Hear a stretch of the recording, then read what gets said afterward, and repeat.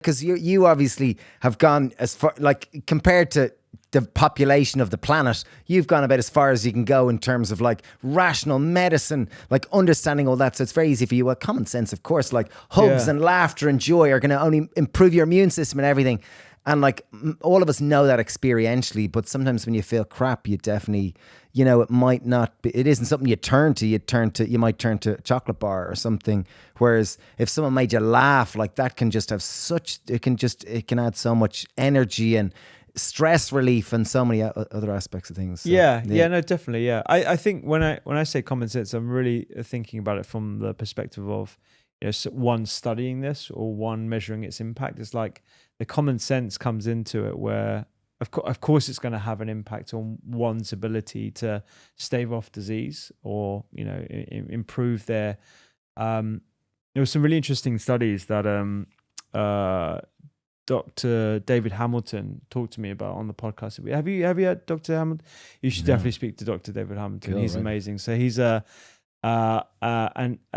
chemist who used to work for one of the big pharma companies, who got fascinated by the placebo effect and really dived into why the placebo effect was so effective. In some cases, more effective than the therapeutics that they were actually intervening with, and that led him to find a real deep appreciation for the things that we typically think of as woo-woo. And in fact, his latest book is called Why Woo-Woo Works. You should definitely speak to him. Why Woo-Woo Works. What a name! It's a great name, right? It's pretty much the science of belief. Like it's kind of almost this is the thing. So he talked to me about a study, and I have to caveat this because these kind of studies are typically very small. Because the intervention is something like, belief, like, okay, you're going to imagine what's happening to your body when you're taking this particular tablet or intervention. It's, or whether it's chemo. There was an example actually when he used chemotherapy. It was like, you're going to imagine this chemotherapy going into your body and it's going to be eating away at the cancer cells, and you're going to feel a lot healthier for it and all that kind of stuff. That was the intervention for one group. And the other group just got standard chemotherapy, the same type. There was no differences. And what they found was a statistically significant difference in the patient population who were told to visualize the benefits of chemotherapy when they're having it. Now, very small study, very hard to prove a literal effect, and that hasn't been replicated. So it suffers from all these other issues that could confound that as a result. But interesting nonetheless, that visualization may have an impact on the efficacy of some of the medications that we give to people. So it just pushes us in the direction of, okay, are there things that we can do in this arena? Another example that, again, I believe has been repeated is, have you heard of the Milkshake study with Alicia Crum from Stanford University? So in 2009, I don't want to get this wrong now, but 2009, her Professor Crum and her colleagues, they did something that is now called the Milkshake study. So they gave two different milkshakes to the same cohort of people. So the milkshake one was a chocolate milkshake that was full of fat, like luxury style, like, it was bubbling. It looked really unctuous. All singing, all dancing. Yeah, it was like, they described it. It was like, oh, so luxury. If what's a luxury brand of chocolate or whatever? Let's just say it was a really high fat, delicious milkshake. So they gave them this, and they measured their hunger levels and satiety levels after 2 hours. And what you tend to see is when you have a big milkshake like that, that's like 900 calories, let's say, your satiety level is going to go right down, right? Because like satiation, is that? Yeah, satiation, okay. Exactly. So there are certain hormones that are released after having these milkshakes or food or whatever, and it goes up and down.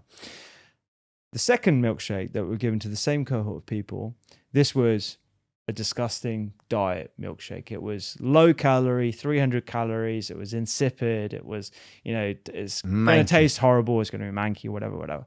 And they measured, again, the same levels of hormones in their blood. So it's not something you can fake. It's not like they're doing a subjective measure of how hungry you feel after having this disgusting milkshake. The numbers don't lie. And so the satiety levels were raised. So actually, after having like a diet milkshake, you're not going to feel that hungry. Still going to feel hungry afterwards.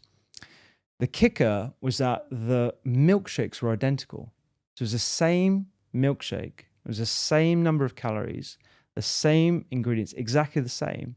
But because they were described completely differently, physiologically, they had a completely different effect on their biology.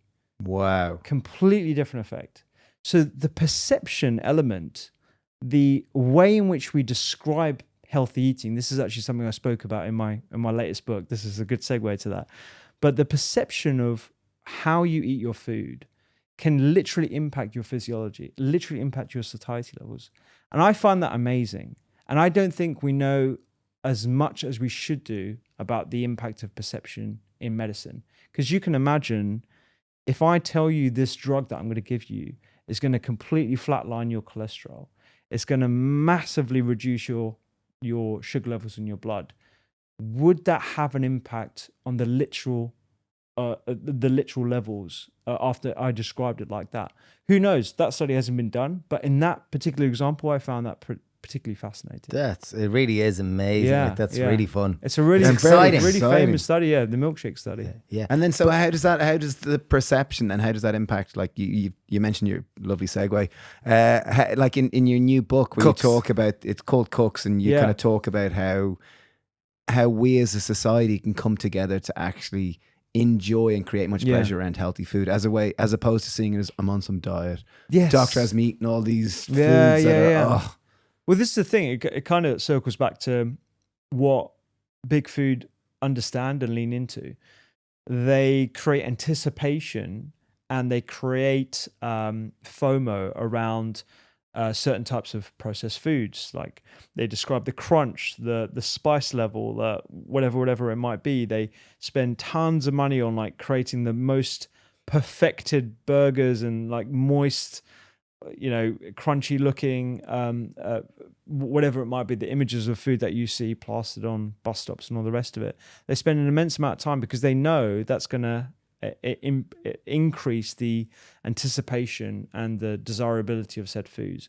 We kind of need to do that with healthy eating, I feel. And I think we lean too much into talking about the health benefits of food rather than what people actually like As in about the eating, taste. which This is the is taste. delicious. This Exactly. We're hardwired to absolutely love food, right? And if we describe it as this is cholesterol lowering or this is going to improve your microbiota, yes, some people, it makes some people feel better, absolutely. But really what I've leaned into in this book is describing the flavors, the textures, the crunch, the history of the food, the fact this is indulgent, the fact that it should feel like a celebration.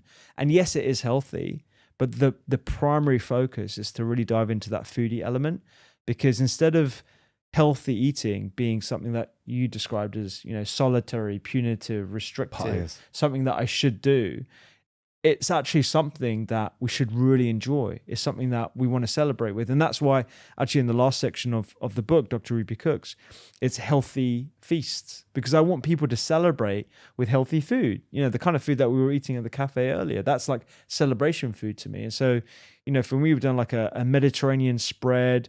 We've got like an express Indian feast where you can knock it up in like 80 minutes. And there's like a big masala cauliflower, and there's like a big pot of lentils, and there's like saag with the tadka, which is all the spices and oil that you deliver all over the top of it. I'm salivating. Yeah.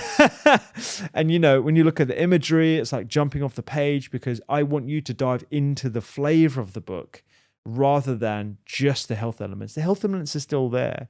It's 3 portions of vegetables per serving. There's plenty of diversity. It's whole food.